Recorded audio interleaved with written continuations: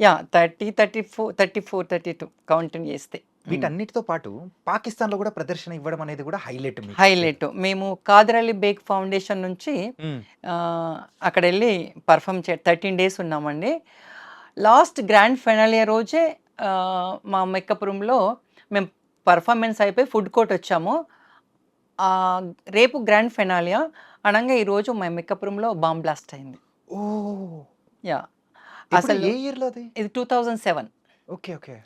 Bomb blast అయింది. మేమందరం పరుగు మాకంత ప్రోటోకాల్ ఉంది. పోలీస్ ఇండియన్ అంటే ఇక్కడ నుంచి సెంట్రల్ గవర్నమెంట్ నుంచి కదా హ్మ్. వెళ్ళింది. ప్రోటోకాల్ ఉంది కాబట్టి వాళ్ళందరొచ్చి మమ్మల్ని హడావుడిగా బస్ ఎక్కించుకొని, తీసుకొని హోటల్‌కి తీసుకెళ్ళిపోయారు. తర్వాత మేము బస్ ఎక్కుతున్నాము. ఇంకో బాంబ్ బ్లాస్ట్ అయింది.